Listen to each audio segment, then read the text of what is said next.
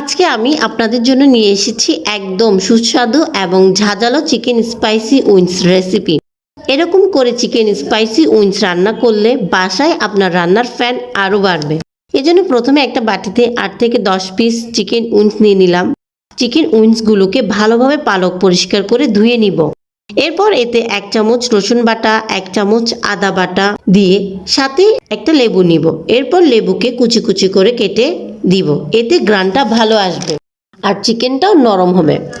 এরপর আধা চামচ লবণ, 1 চামচ মরিচের গুঁড়া ও একটা ম্যাজিক মশলা গোলমরিচের গুঁড়া ও 2 চামচ সয়া সস দিয়ে দিলাম। এরপর ভালোভাবে মাখিয়ে নিব। এতে একটু সময় নিয়ে মাখাবো যাতে মশলাগুলো ভালোভাবে মিশে যায় এবং ভালোভাবে মাখিয়ে কিছুক্ষণ রেস্টে রেখে দিব, এতে আরও সফট হয়ে যাবে।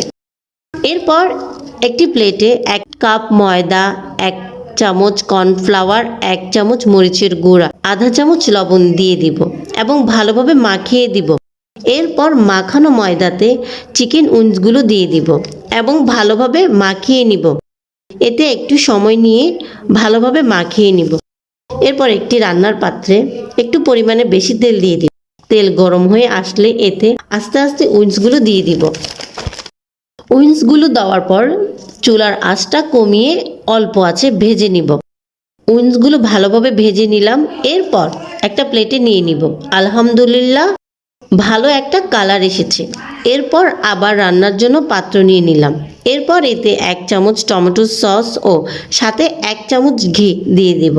এরপর এতে 2 চামচ স্পাইসি সয়া সস দিয়ে দিলাম এবং একটু কষিয়ে নিব। এরপর এতে ভেজে রাখা চিকেন উইংসগুলো দিয়ে দিব। চিকেন স্পাইসি উইংসগুলো হালকা আছে ভালোভাবে নেড়ে চেড়ে মাখিয়ে নিব।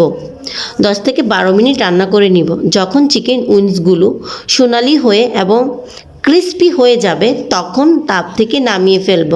আপনি চাইলে স্লাইস করা পেঁয়াজ, শসা কিংবা টমেটো দিয়ে সাজাতে পারেন। এখন আমার মজাদার স্পাইসি চিকেন উইংস প্রস্তুত।